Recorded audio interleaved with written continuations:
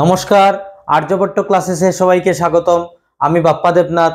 আজ ম্যাথসের এমন একটি ক্লাস নিয়ে এসেছি যা পুরো ইউটিউব খুঁজে এরকম ক্লাস পাবে না।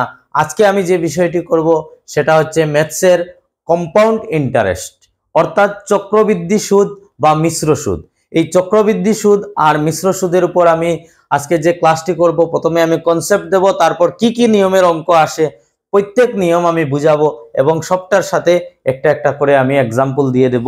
তো আজকের ভিডিওটি শেষ পর্যন্ত যদি না দেখো তাহলে আজকের ভিডিওটা দেখাই বৃথা হয়ে যাবে। আর আজকের ভিডিওটি যারা শেষ পর্যন্ত দেখবে তাদের 101% গ্যারেন্টি যে যে কোনো কম্পিটিটিভ এক্সামে গিয়ে 1 মার্ক পাবেই পাবে। তো শুরু করা যাক। আজকের যে বিষয় সেটা হচ্ছে কম্পাউন্ড ইন্টারেস্ট, যাকে সংক্ষেপে লেখা হয় সিআই, আর তাকে বাংলায় বলা হয় চক্রবৃদ্ধি সুদ। চক্রবৃদ্ধি বা মিশ্র সুদও বলা হয় তাকে। তো এই চক্রবৃদ্ধি সুদ বা মিশ্র সুদ এটা কি? চক্রবৃদ্ধি সুদ মানে কি? এটার মানে হচ্ছে আমরা যদি কোনো একটা টাকা ইন্টারেস্টে আনি, সুদে আনি, প্রথমে ওই টাকার উপর যে সুদ হবে ওই সুদটা তার সঙ্গে আবার যোগ করা হবে, যোগ করে যে টাকা হবে ওটার উপর আবার সুদ নেওয়া হবে, ওইভাবেই চলতে থাকবে। তাকে বলা হয় চক্রবৃদ্ধি সুদ। ফর এক্সাম্পল না দিলে কিছু বুঝবে না। মনে করে একজন ব্যক্তি 1000 টাকা দাঁড় করেছে। 1000 টাকা কি করেছে? দাঁড় করেছে বার্ষিক 10% হারে, বার্ষিক 10% হারে 1000 টাকা দাঁড় করেছে। তাহলে 1 বছর পর ওই 1000 টাকা কি হবে? 10% যদি সুদের হার হয় তো 1000 এর 10% হবে 100 টাকা। তো 1 বছর পর এইটা গিয়ে দাঁড়াবে কি? 1 বছর পর সুদ দাঁড়াবে 100 টাকা। এবার 2 বছরের জন্য যদি ওই টাকাটা রাখে তাহলে পরবর্তী বছরে কি হবে? ওই যে 1000 আর সঙ্গে সুদ হয়েছে আরো 100 টাকা, সর্বমোট মিলে কি হয়? 1100 টাকা। এবার দ্বিতীয় বছরের জন্য কি হবে? ওই 1100 টাকার উপর 10% সুদ নেওয়া হবে। তো 1100 টাকার 10% কি হবে? 110 টাকা। এবার যদি 3 বছরের সুদ বলা হয় তাহলে ওই 1100 সাথে কি হবে? এই 110 যোগ হবে, মানে 1210 টাকা। তো এরপরে যদি আবার বলে তারপরে ওই 1210-এর 10% করা হবে, করে আবার ওটা যোগ করা হবে, এইভাবেই চলতে থাকবে, এইভাবে চলতে থাকলে যেটা গিয়ে দাঁড়াবে সেটাকে বলা হয় মিশ্র সুদ বা কম্পাউন্ড ইন্টারেস্ট। বাংলায় চক্রবৃদ্ধি সুদ বা মিশ্র সুদ, আর ইংলিশে কম্পাউন্ড ইন্টারেস্ট। এবার এই মিশ্র সুদের ফর্মুলা কি? যেমন আমরা সিম্পল ইন্টারেস্টের ফর্মুলা পেয়েছিলাম P × R × T/100, এরকম মিশ্র সুদের ফর্মুলা নাই। সবৃদ্ধিমূল অ্যামাউন্টের ফর্মুলা হচ্ছে P × 1 + R/100 whole to the power n। এখানে A হচ্ছে সবৃদ্ধিমূল, P হচ্ছে মূলধন অর্থাৎ প্রিন্সিপাল, আর হচ্ছে রেট অফ ইন্টারেস্ট মানে সুদের হার, n হচ্ছে সময়। আর যখন সুদ বার করব কম্পাউন্ড ইন্টারেস্ট সিআই, সেটা দেখো এটা হলো সবৃদ্ধিমূল। এই যে ফর্মুলা, এই ফর্মুলা বসিয়ে আমরা কি বের করতে পারি? সবৃদ্ধিমূল। এবার সবৃদ্ধিমূল যদি বের হয়ে যায় তাহলে আমরা কি করব? সবৃদ্ধিমূল থেকে মূলধন বিয়োগ করে নেব। সবৃদ্ধিমূল থেকে মূলধন বিয়োগ করলে আমাদের সুদ বের হয়ে আসবে। এইটাই হচ্ছে আমাদের চক্রবৃদ্ধি সুদের ফর্মুলা। এবারে আমরা কি করব? ওইরকম ওই ফর্মুলা দিয়ে আমরা 1-2টি অঙ্ক করব, করে আমরা ফর্মুলাটাকে ক্লিয়ার করব। দেখো ওই 2টি এক্সাম্পলের মাধ্যমে আমরা মিশ্র সুদটাকে ক্লিয়ার করব। তো প্রথম এক্সাম্পল যেটা আছে, একজন লোক বার্ষিক 8% হারে, বার্ষিক 8% হারে, এই বার্ষিক শব্দটাকে ভালো করে খেয়াল করবে, কারণ পরবর্তীতে দেখবে বার্ষিক শব্দটা আমাদেরকে কতটুক অসুবিধা দেয়। ওই বার্ষিক শব্দটা ভালো করে খেয়াল করে রাখবে। বার্ষিক 8% হারে 10,000 টাকা দাঁড় করলো, অর্থাৎ সুদের হার হলো 8%, আর দেওয়া আছে 8%, আর 10,000 টাকা দাঁড় করলো মানে মূলধন পি আছে আমাদের কত? 10,000 টাকা, আর সময় n আছে আমাদের কাছে 2 বছর। তো আমাদেরকে বের করতে হবে চক্রবৃদ্ধি সুদ বা মিশ্র সুদ। তো আমরা চক্রবৃদ্ধি সুদ বা মিশ্র সুদের ফর্মুলা যেটা জানি, A = P × 1 + R/100 whole to the power n। P আমাদের কাছে কত আছে? 10,000। তো 10,000 ইন্টু 1 প্লাস আর বাই 100, সুদের হার কত? 8%। তো আর এর জায়গায় আমরা লিখব 8 divided by 100 whole to the power n, n এর জায়গায় 2। তো এখানে দেখো 10,000 ইন্টু এখানে হচ্ছে 100 প্লাস 100 দিয়ে 1 কে গুণ করলে 100 প্লাস 8, উপরে আছে স্কোয়ার। তো এখানে দেখো 10,000 ইন্টু উপরে 108 ডিভাইডেড বাই 100, আর এখানে স্কোয়ার আছে, স্কোয়ার মানে কয়বার লিখবো? 2 বার।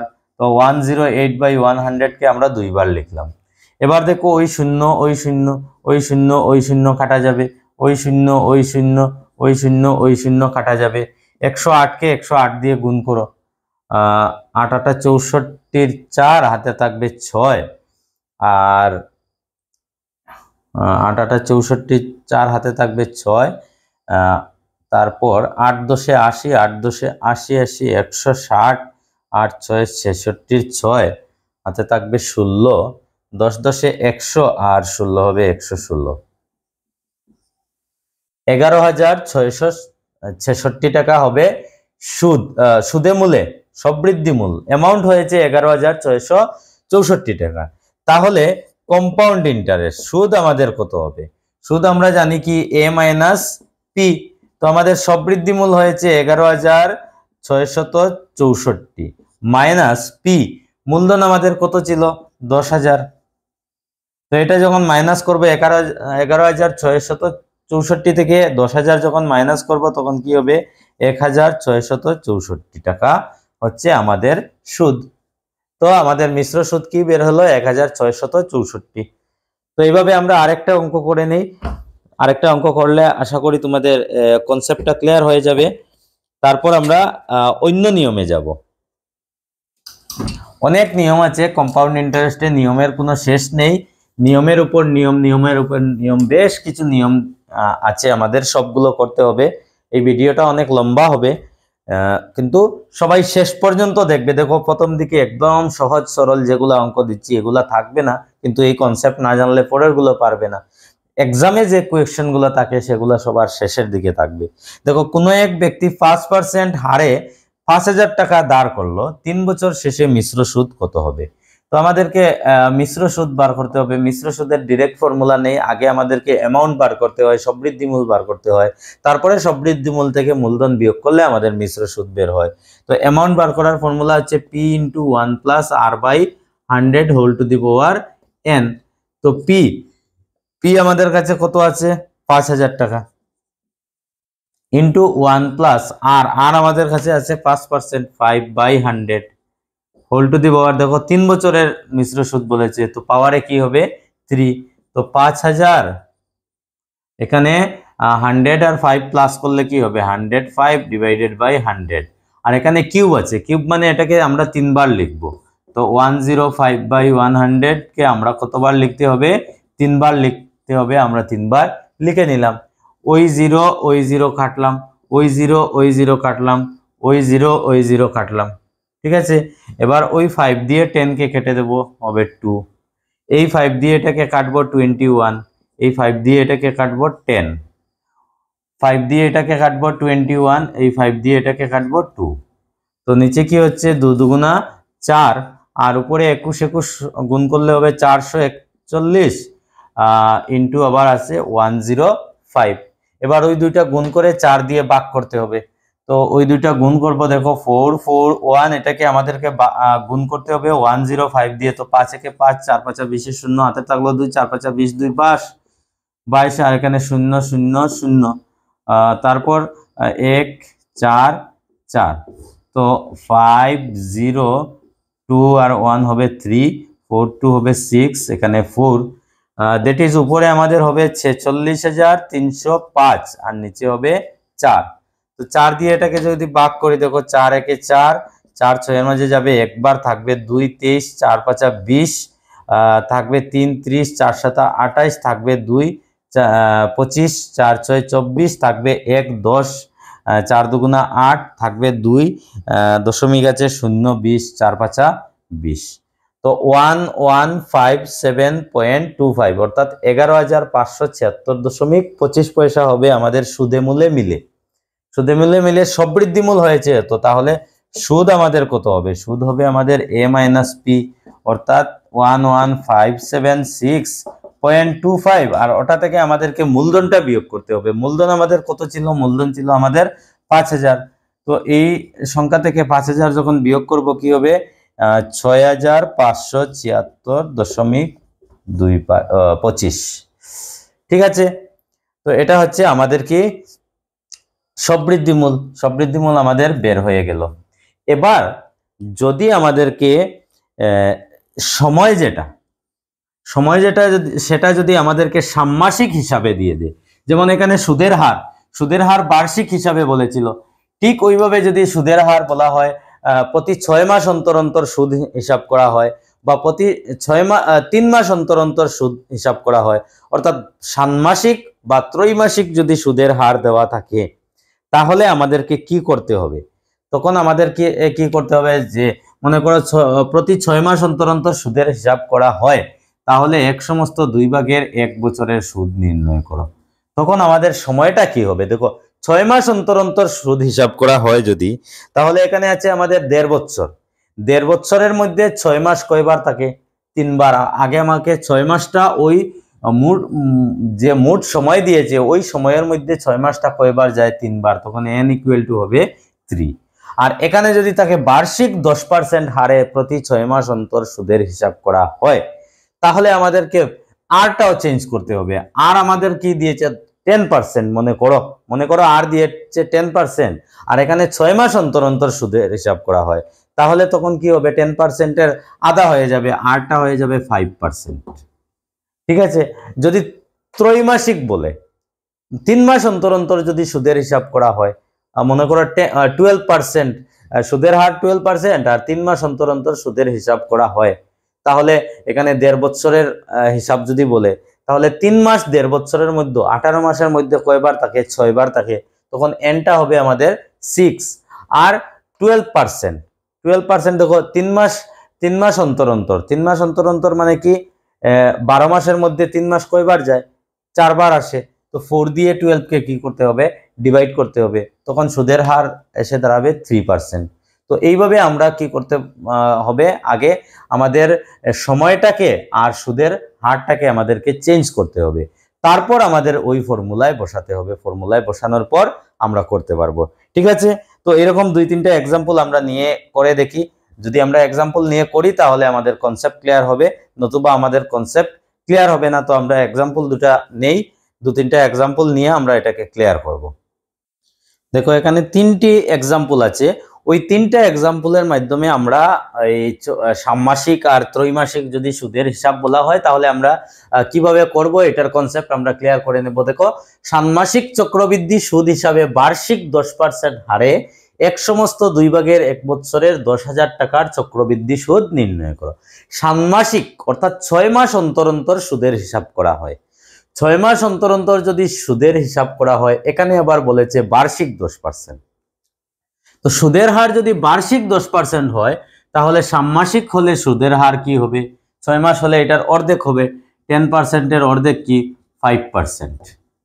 আর 6 মাস অন্তর অন্তর সুদের হিসাব করা হয়, এখানে 1.5 বছর বলেছে। 1.5 বছর মানে 1 বছর আরো আধা বছর, মানে 18 মাস।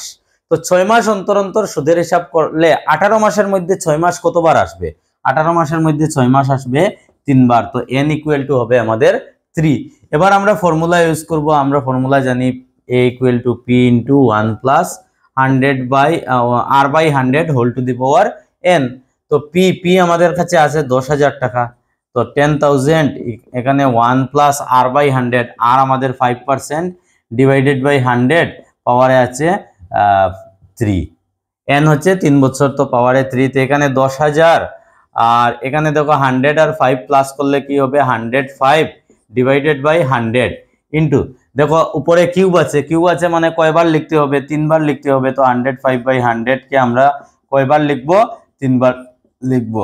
দেখো, এই শূন্য এই শূন্য এই শূন্য এই শূন্য কাটলাম, এই শূন্য এই শূন্য এই শূন্য এই শূন্য, এই সব কাটা গেল। 5 দিয়ে এটাকে কাটলে 20, 5 দিয়ে এটাকে কাটলে 21, 5 দিয়ে এটাকে কাটলে 4, 5 দিয়ে এটাকে কাটলে 21। আর তো কাটা যাচ্ছে না, তো নিচে থাকছে 4 আর উপরে 21 21 গুণ করলে হবে 441 ইন্টু 105। তো এবার 441 কে আমরা 105 দিয়ে গুণ করব। 441 কে 105 দিয়ে গুণ করি। 5 একে 5, 4 5 20 এর শূন্য হাতে থাকবে 2, 4 5 20 আর 2 22। হ্যাঁ, তো এখানে 0 0 0, এখানে হবে 1 4 4। তো आंसर হবে আমাদের 50। 2 এর একে 3, 4 2 6, এখানে 4। তো উপরে হচ্ছে 46305 আর নিচে আছে 4। সেম আগের মতোই এসেছে। তো 4 দিয়ে এটাকে ডিভাইড করলে কি হবে? 4 4 এর মধ্যে একবার যাবে, 4 6 এর মাঝে যাবে একবার, থাকবে 2 23, 23 এর মাঝে 4 5 20 থাকবে 3 0, 4 7 28 থাকবে 2 25, 25 এর মাঝে 4 5 20 থাকবে 1, দশমিক দিলাম হবে 10, 4 যাবে 2 বার, 4 দুগুণা 8 থাকবে আরো 2, দশমিক আছে 20, 4 5 20, 11,575.25 টাকা। এটা হচ্ছে আমাদের কি সুদে মূলে মিলে সব বৃদ্ধিমূল হয়েছে 11,575.25 অর্থাৎ 25 টাকা। তাহলে আমাদের সিআই কম্পাউন্ড ইন্টারেস্ট চক্রবৃদ্ধি সুদ আমাদের কত হবে? 11,575.25 থেকে বিয়োগ করতে হবে আমাদের কত? 10,000 টাকা। 10,000 টাকা বিয়োগ করব, আমাদের থাকবে কি 1,575.25 টাকা। এটা হচ্ছে আমাদের চক্রবৃদ্ধি সুদ বা কম্পাউন্ড ইন্টারেস্ট। এটা আমাদের রেজাল্ট বের হলো। নেক্সট কোয়েশ্চন আমাদের কি আছে? নেক্সট কোয়েশ্চনে দেওয়া আছে, দেখো এখানে বার্ষিক 12% হারে, বার্ষিক 12% হারে প্রতি 6 মাস অন্তর সুদের হিসাব করলে 1 বছর 6 মাসের 10,000 টাকার চক্রবৃদ্ধি সুদ নির্ণয় করো। সেই মোটার মতো, শুধু সুদের হারটা চেঞ্জ করা। এখানে আর দেওয়া আছে 12%, কিন্তু এখানে 6 মাস অন্তর অন্তর সুদের হিসাব করা হয়। এখানে আবার বার্ষিক 12%, বার্ষিক 12%। এখানে যদি ষান্মাসিক 12% লেখা থাকতো তাহলে আমরা আর 12% ধরতাম, কিন্তু এখানে বার্ষিক আর এখানে 6 মাস অন্তর অন্তর সুদের হিসাব করা হচ্ছে। তাহলে আরটা এটার অর্ধেক হবে, 12/2 হবে 6%। আর এখানে 6 মাস অন্তর অন্তর অর্থাৎ 6 মাস, এখানে 1 বছর 6 মাস, 6 মাস 1 বছর 6 মাসের মধ্যে কয়বার যাবে? 3 বার যাবে, অর্থাৎ n হবে আমাদের 3।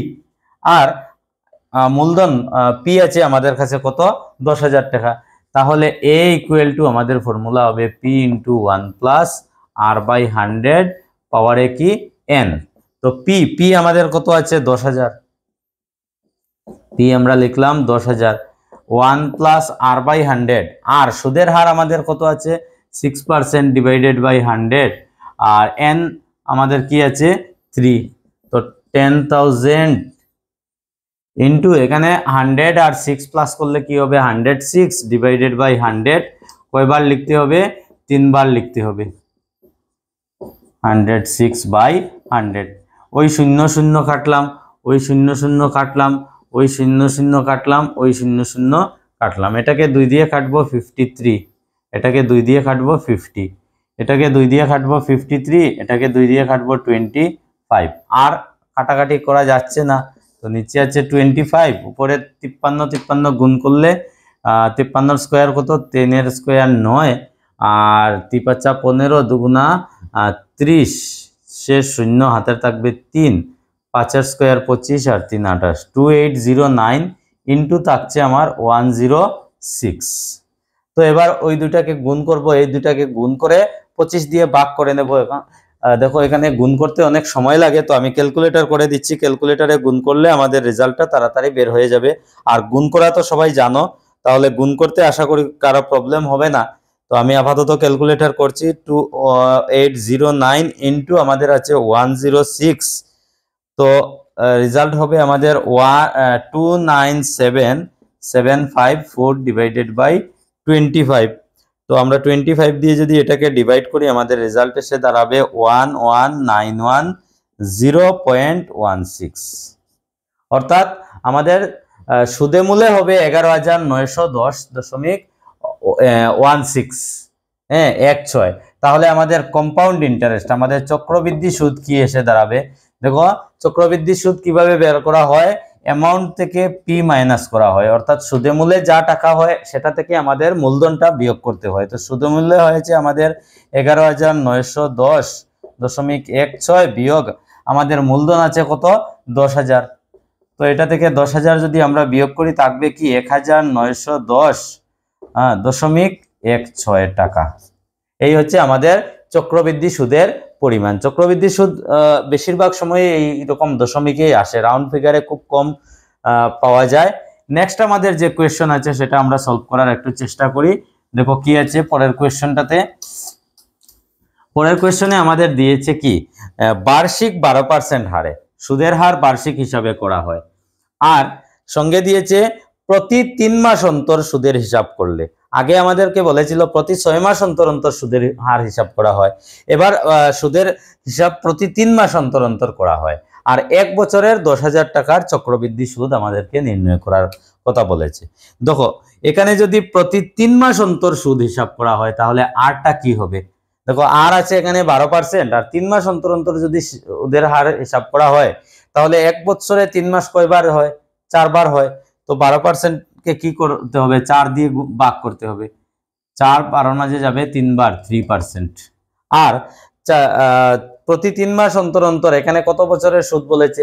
1 বছরের। তো 1 বছরের মধ্যে 3 মাস কতবার আসে? 4 বার আসে, এটাও হবে 4। তো n ইকুয়াল টু হবে 4। তো আমরা a ইকুয়াল টু ফর্মুলা কি জানি, p into 1 plus r by 100 to the power n। তো p আমাদের কাছে আছে 10,000, আমরা লিখলাম 10,000 ইন্টু 1 প্লাস r বাই 100, সুদের হার আমাদের কত আছে? 3 বাই 100, পাওয়ারে আছে আমাদের কি n আমাদের কাছে দেওয়া আছে 4।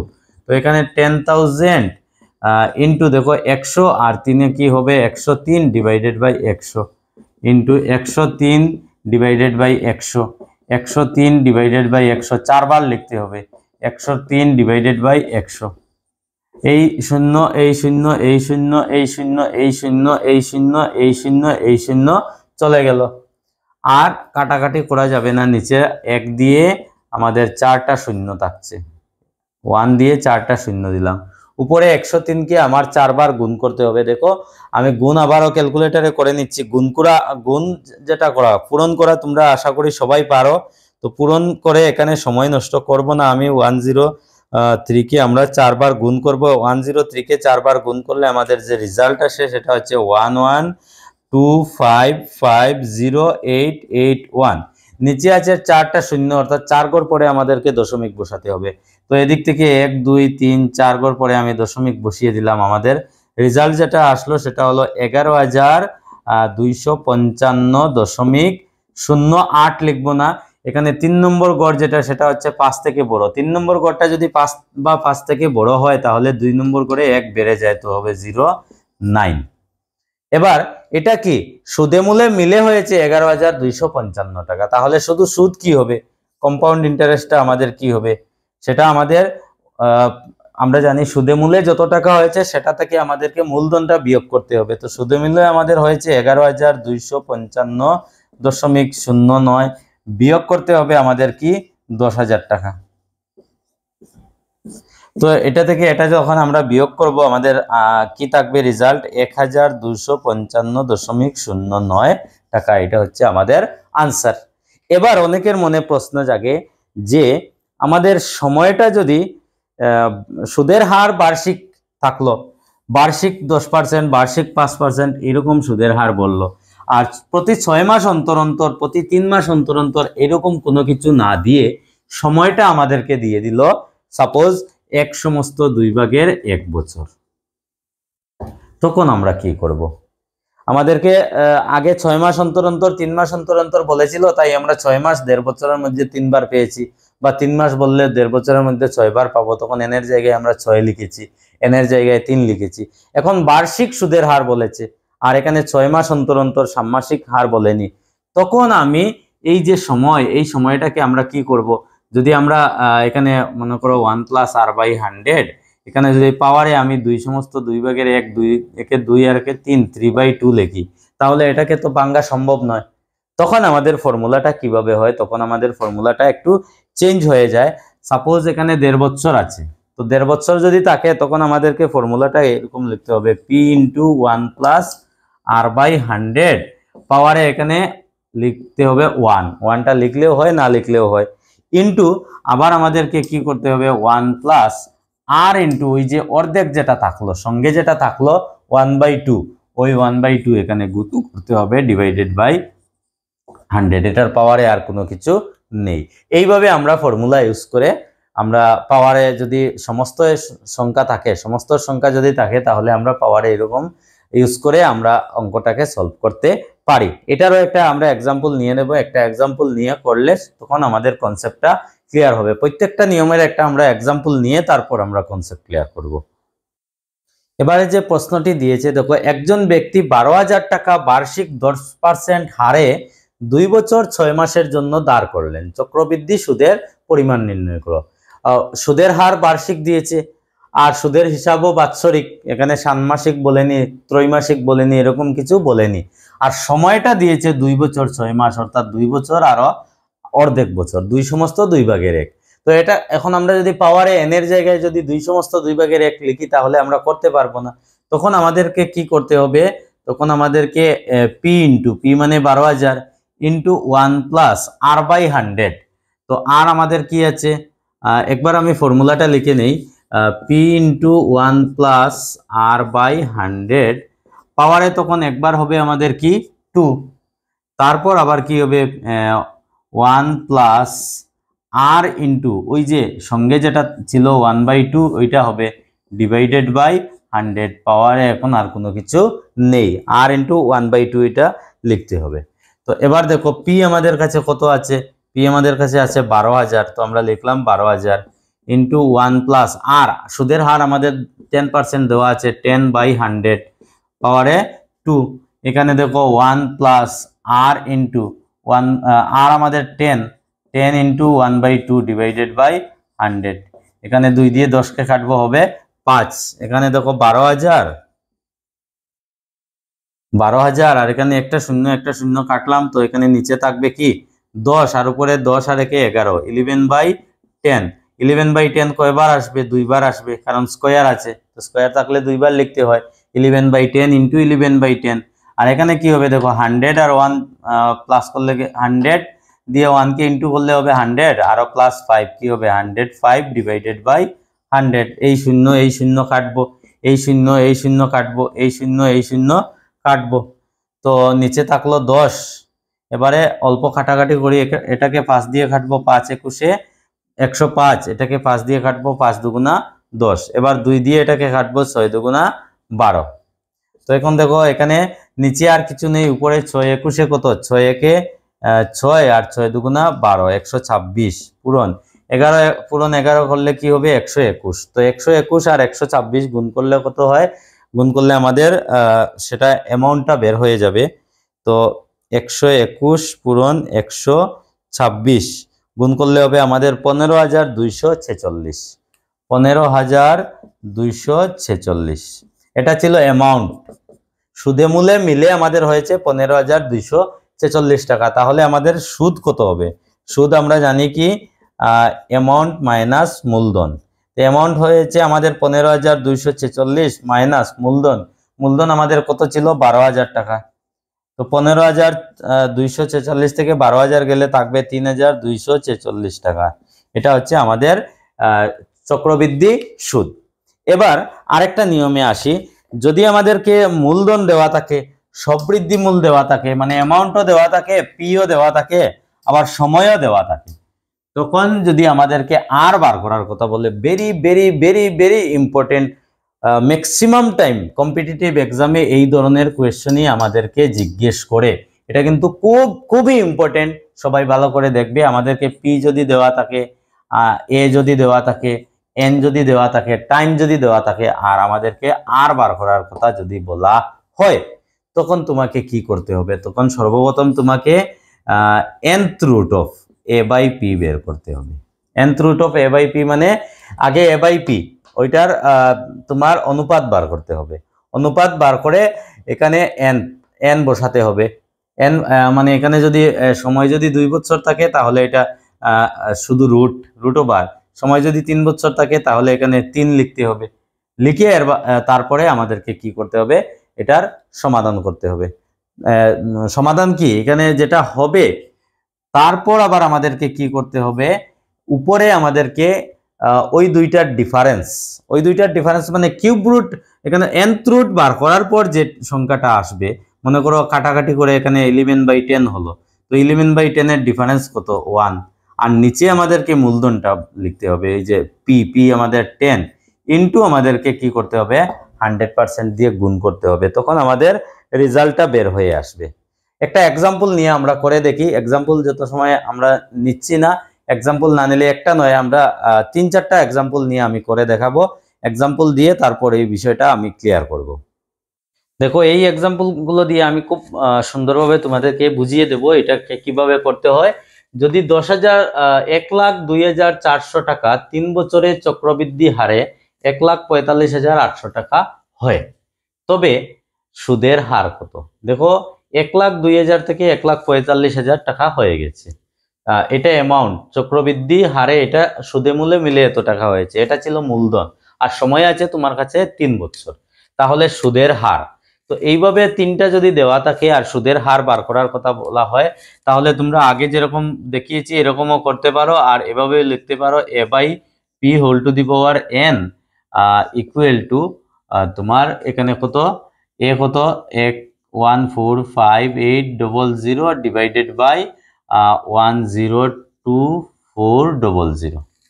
তারপর কি করবে দেখো, এখানে a/p^n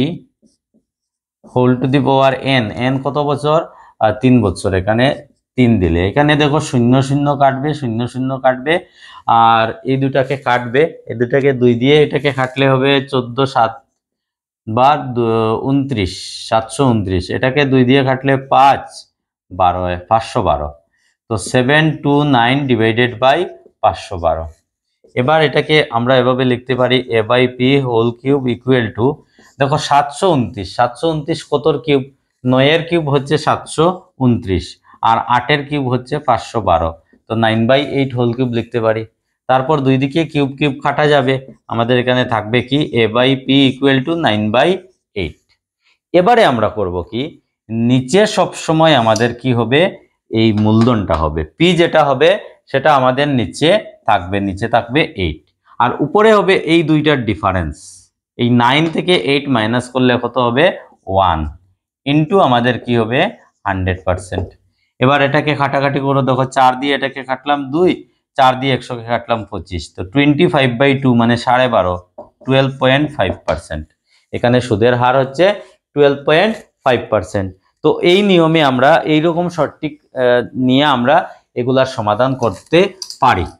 ঠিক আছে, আমরা আরো দুটা কোয়েশ্চেন দেখে নেই এই নিয়মের। আমি দেখো প্রত্যেকটা নিয়মের উপর দুইটা তিনটা করে আমি এক্সাম্পল দিচ্ছি, যাতে তোমার কনসেপ্টটা ভালো করে ক্লিয়ার হতে পারে। তো এখানে আবার এইরকম দিয়েছে 2,000 টাকা 2 বছরে চক্রবৃদ্ধি হারে 2,040 টাকা হয়ে গেল, তাহলে সুদের হার কত?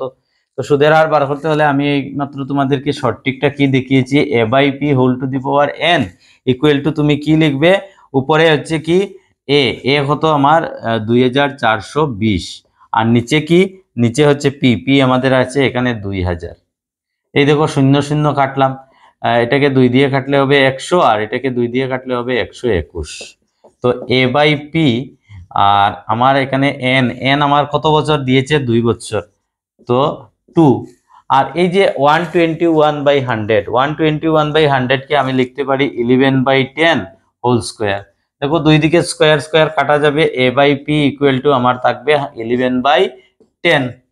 এবার আমি সুদের শতকরা হার বার করব, আমার সুদের হার বার করতে হবে। তো আমি কি বলেছি, নিচে আমাদের সব সময় পি হবে, পি এখানে কত আছে 10, আর উপরে হবে ওই দুইটার ডিফারেন্স, তো 11 থেকে 10 মাইনাস করলে কি হয় 1 ইন্টু 100%। তো দেখো 10 দিয়ে যখন আমি 100 কে কাটবো তখন কি হবে 10, তো এটার আনসার হবে আমার 10%, অর্থাৎ সুদের হার আমার কি দাঁড়ালো কি 10%। নেক্সট যেটা আমাদেরকে দেওয়া আছে 21,600 টাকা 3 বছরের চক্রবৃদ্ধি হারে 51,200 টাকা হয়ে গেল, তাহলে সুদের হার আমাকে বের করতে হবে। দেখো 21,600 থেকে 51,200 অনেক বেড়ে গেছে। তো এটা আমরা কিভাবে বার করব? a by P whole to the power n equal to আমার এখানে a কি আছে 51,200 ডিভাইডেড বাই আমার কি আছে এখানে মূলধন পি আমার কত ছিল 21,600। এই শূন্য কাটলাম, এই শূন্য কাটলাম।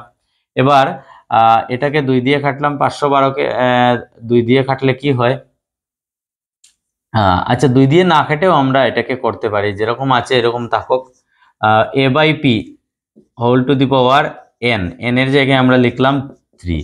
দেখো 512কে লেখা যায় 8 এর কিউব, আর 216কে লেখা যায় 6 এর কিউব। 6 6 36, 6 36 216। তো আমরা 512 জায়গায় কি লিখবো? 512 জায়গায় 8, আর 216 জায়গায় 6, আর এটা হোল কিউব দিয়ে দেবো। তো দুই দিকে কিউব কিউব কাটা গেল। a by P equal to আমার কি এসে দাঁড়ালো 8/6।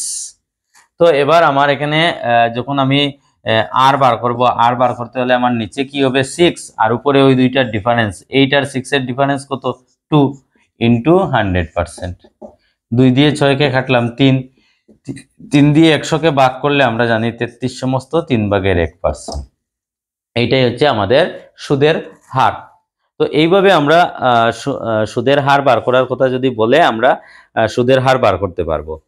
এবার দেখা যায় আমাদের কোয়েশ্চন এরকম যদি থাকে, চক্রবৃদ্ধি সুদ এবং সরল সুদের পার্থক্য 2 বছরের যদি পার্থক্য দেওয়া থাকে, আমাদের কম্পিটিটিভ এক্সামে ম্যাক্সিমাম এইরকম থাকে 2 বছরের পার্থক্য। একটা সুদের অঙ্কর চক্রবৃদ্ধি সুদ এবং সরল সুদের 2 বছরের যদি পার্থক্য দেওয়া থাকে, তাহলে আমাদেরকে কিভাবে কোন ফর্মুলা ইউজ করতে হবে? ফর্মুলাটা হবে p/r² ইকুয়াল টু চক্রবৃদ্ধি সুদ আর সরল সুদের ডিফারেন্সটা আমাদের লিখে নিলে আমাদের এখান থেকে কি বের হয়ে যাবে? সুদের হার বের হয়ে যাবে। তখন আমাদের আরটা বের হয়ে যাবে। আর বার করার কয়েকটা নিয়ম আছে। আগেরটা আমাদেরকে কি বলেছিল? পি দেওয়া আছে, অ্যামাউন্ট দেওয়া আছে, আর সময় দেওয়া আছে, আর বার করার কথা বলবে। এখানে আমাকে কি বলবে? কোনো একটা মূলধন দেওয়া থাকবে, আর ওই মূলধনের চক্রবৃদ্ধি সুদ এবং সরল সুদের পার্থক্য দেওয়া থাকবে। দেওয়া থাকলে সুদের হার কিভাবে বার করা হয় আমি একটা বা দুইটা এক্সাম্পল নিয়ে তোমাদেরকে দেখিয়ে দিই। আমি দুইটা এক্সাম্পল লিখছি, ওই দুইটা এক্সাম্পলের মাধ্যমে আমি এটা ক্লিয়ার করে দিচ্ছি। দেখো এই এক্সাম্পলটা 2500 টাকার 2 বছরের চক্রবৃদ্ধি সুদ ও সরল সুদের পার্থক্য দিয়েছে 100 টাকা। অর্থাৎ মূলধন হচ্ছে 2500 টাকা, ওই মূলধনের 2 বছরের সরল সুদ আর চক্রবৃদ্ধি সুদ আর সরল সুদের পার্থক্য হচ্ছে আমার 100 টাকা। তাহলে সুদের হার কত? তো এইভাবে যদি কোয়েশ্চন থাকে তাহলে সুদের হার বার করতে হলে আমাদের এই ফর্মুলাটা ইউজ করতে হবে। তো এই ফর্মুলায় কি আছে? p/r²/100। পি হচ্ছে আমাদের এখানে 2500 ইন্টু r² ডিভাইডেড বাই কি 100 ইকুয়াল টু ডিফারেন্স। মানে ডিফারেন্স কি? চক্রবৃদ্ধি সুদ আর সরল সুদের পার্থক্য। তো চক্রবৃদ্ধি সুদ আর সরল সুদের পার্থক্য এখানে আমাদের কত আছে? 100। দেখো এখানে এই শূন্য কাটলাম, এই শূন্য কাটলাম। r² ইকুয়াল টু আমার কি হবে এখানে 100, আর ওই যে 25, ওই 25টা এখানে কোথায় চলে আসবে? নিচে চলে আসবে, কারণ ওই 25টা r² এর সাথে ইনটু আছে, তো এইদিকে গেলে নিচে যাবে। 25 দিয়ে 100কে কাটলাম 4, তো r ইকুয়াল টু আমার কি হবে 2 হবে। তো অ্যাকচুয়ালি r ইকুয়াল টু আমার হবে √4। √4 তো প্লাস মাইনাস 2 হয়, তো সুদের হার তো -2% হয় না, সবসময় প্লাসই হয়। তো r ইকুয়াল টু হবে আমার 2%। সুদের হার আমার এখানে 2% থাকবে। তার যে পরের প্রশ্ন দেওয়া আছে, তারপরের প্রশ্নটা হচ্ছে আমার 6000 টাকার 20% হারে 2 বছরের চক্রবৃদ্ধি সুদ ও সরল সুদের পার্থক্য। এবার পার্থক্য বার করার কথা বলেছে। তো পার্থক্য বার করার ফর্মুলা আমরা কি জানি? p/r²/100। এটা করলেই তো আমাদের ডিফারেন্স বের হয়ে যায়, পার্থক্য বের হয়ে যায়। তো p/r², পি আমাদের কত দিয়েছে? পি দিয়েছে আমাকে 6000 ইন্টু r²। সুদের হার আমাকে 20% দিয়েছে, তো r² মানে আমি 2 বার গুণ করব, 20 ইন্টু 20 ডিভাইডেড বাই আমার আছে কি 100। দেখো ওই শূন্য কাটলাম, 2 দুগুণা 4, আর 4 দিয়ে 6কে গুণ করলে 4 6 24,000 টাকা। অর্থাৎ এখানে আমার যে চক্রবৃদ্ধি সুদের হার আর চক্রবৃদ্ধি সুদ ও সরল সুদ এই দুইটার পার্থক্য আমার হবে গিয়ে 24,000 টাকা। আশা করি এই দুটো অঙ্ক বুঝতে পেরেছো। এবার আমি আরো 2 নিয়মের কিছু অঙ্ক দেখাবো। আগে আমি কোয়েশ্চন লিখবো, কি রকম কোয়েশ্চন থাকে আর ওই কোয়েশ্চন গুলাকে কি রকম ভাবে সলভ করা হয় আমি কোয়েশ্চন লিখে দেখাচ্ছি। দেখো এবার আরেকটি নিয়মের অঙ্ক দিয়েছি। একটি নয়, দুটি নিয়ম আছে, নিচেরটা আরেকটা নিয়ম। একজন ব্যক্তি কিছু পরিমাণ টাকা 2 বছরের জন্য দাঁড় করলেন। 2 বছর পর সরল সুদ 280 টাকা, চক্রবৃদ্ধি সুদ 294 টাকা। সুদের শতকরা হার বের করো। দেখো একজন ব্যক্তি 2 বছরের জন্য টাকা দাঁড় করেছেন, 2 বছর পর সরল সুদ দিয়েছে, চক্রবৃদ্ধি সুদ দিয়েছে, সুদের শতকরা হার কত? যদি দেখা যায় সরল সুদ আর চক্রবৃদ্ধি সুদ সিআই আর এসআই দেওয়া থাকে আর তোমাকে সুদের শতকরা হার বলা থাকে, আবার টাইম সমান থাকে, মানে সরল সুদও 2 বছরের আর চক্রবৃদ্ধি সুদও 2 বছরের, তখন তোমার ফর্মুলা এরকম হবে, উপরে হবে সিআই মাইনাস এসআই, অর্থাৎ ডিফারেন্স দুইটার ডিফারেন্স, আর নিচে হবে 1 ইয়ার্সের এসআই, মানে 1 বছরের সরল সুদ কত ইন্টু 100% করলে তোমার সুদের হার বের হয়ে যাবে। যেমন এখানে দেখো সিআই মাইনাস এসআই, সিআই হচ্ছে আমার কত 294 মাইনাস এসআই হচ্ছে আমার 280, নিচে 1 ইয়ার্সের এসআই। দেখো 2 বছরের সরল সুদ, 2 বছরের সরল সুদ আমার 280 টাকা। 2 বছরের সরল সুদ যদি 280 টাকা হয় তাহলে 1 বছরের সরল সুদ কত হবে? 2 ইয়ার্সের সরল সুদ, 2 ইয়ার্সের এসআই আমার আছে এখানে 280, তাহলে 1 ইয়ার্সের এসআই আমার কি হবে 140, তো নিচে হবে 140 ইন্টু 100%। তো দেখো উপরে 294 থেকে যদি 280 বিয়োগ করি 14, নিচে 140 ইন্টু 100%। তো এই 0 0 কাটলাম, 14 কাটলাম, আমার আনসার হলো 10%, অর্থাৎ সুদের হার কত পার্সেন্ট বের হলো? 10%। নেক্সট যেটা আমার কোয়েশ্চন দেওয়া আছে সেই মোটার মতো, দেখো একজন ব্যক্তি 3 বছরের জন্য কিছু টাকা দাঁড় করলেন, ওই ব্যক্তির 3 বছর পর সরল সুদ 300 টাকা আর চক্রবৃদ্ধি সুদ হলো 316 টাকা, তাহলে সুদের শতকরা হার কত? ওই সেম একই ফর্মুলা, উপরে আমার কি হবে সিআই মাইনাস এসআই, অর্থাৎ কম্পাউন্ড ইন্টারেস্ট আর সিম্পল ইন্টারেস্টের পার্থক্য, চক্রবৃদ্ধি সুদ আর সরল সুদের পার্থক্য, উপরে হবে 316 মাইনাস সিম্পল ইন্টারেস্ট কত 300 ডিভাইডেড বাই 1 ইয়ার্স এসআই। দেখো এখানে 3 বছরের সরল সুদ হচ্ছে 300 টাকা, 3 বছরের সরল সুদ হচ্ছে কত আমার 300 টাকা। 3 বছরের সরল সুদ যদি 300 টাকা হয় তাহলে 1 বছরের সরল সুদ হবে 100 টাকা, তার মানে নিচে 100 ইন্টু 100%।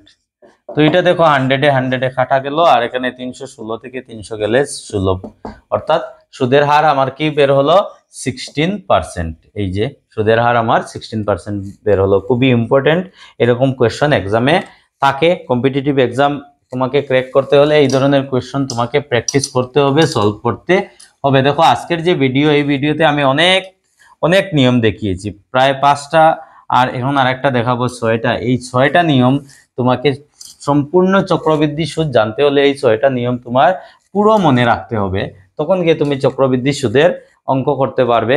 আমি একটাই রিকোয়েস্ট তোমাদের কাছে করব, তোমরা ভিডিও সব সময় শেষ পর্যন্ত দেখবে, সব সময় শেষ পর্যন্ত না দেখলে ভিডিও প্রথম একটু দেখলে ভালো লাগলো না কেটে দিলে। দেখো কোনো জিনিস শিখতে হলে ধৈর্য থাকা দরকার, ধৈর্য সহকারে তোমাকে জানতে হবে, শুধু আমার চ্যানেল বলে কথা নয়, যে কোনো চ্যানেলে তোমরা ক্লাস দেখো, ধৈর্য সহকারে দেখতে হবে, শেষ পর্যন্ত দেখতে হবে, শেষ পর্যন্ত দেখলেই তোমার একটা জিনিস ক্লিয়ার হবে, না হলে কিরকম ক্লিয়ার হবে। নেক্সট আমাদের যে কোয়েশ্চন আছে, একই চক্রবৃদ্ধি সুদের হারে কোনো মূলধন 2 বছরে 4,500 টাকা এবং 4 বছরে 6,750 টাকা হয়, তাহলে মূলধন কত? দেখো যদি টাইম ডিফারেন্ট থাকে, 2 বছরে একটা সুদ, 4 বছরে আরেকটা সুদ, বা 3 বছরে আরেকটা সুদ, এরকম যদি থাকে তাহলে সুজা কি করবে? দেখো দুইটাই চক্রবৃদ্ধি হার, সুজা এটার ফর্মুলা হবে a1 into a1 divided by a2, বাস, আর কোনো কিছু করতে হবে না। তোমাকে যদি মূলধনের কথা বলে, মূলধন মানে পি, a1 মানে কি, a1 মানে 4,500 টাকা, তো এখানে হবে 4,500 ইন্টু আবার 4,500 ডিভাইডেড বাই a2 আমার আছে কি 6,750। তো দেখো এই শূন্য কাটবো, এটাকে 15 দিয়ে কেটে দেই, 3 15 45 একটা শূন্য, এটাকে 15 দিয়ে কাটি, 4 15 60, আর থাকবে এখানে 7 75, 5 15 75। এবার ওই 45 দিয়ে এটাকে কেটে দাও 100, তো এটা দিয়ে এটাকে গুণ করলে কি হবে, 3000 টাকা। ঠিক আছে, আশা করি আজকে চক্রবৃদ্ধি সুদের ক্লাসটা তোমাদের ভালো লেগেছে। যদি ভালো লাগে কমেন্টের মাধ্যমে আমাকে জানাবে যে আজকের ক্লাসটা তোমাদের কিরকম লাগলো। আর আজকের ক্লাস আমি এখানেই শেষ করলাম। ভিডিওটি ভালো লাগলে শেয়ার করবে, লাইক করবে এবং কমেন্ট করবে। ধন্যবাদ।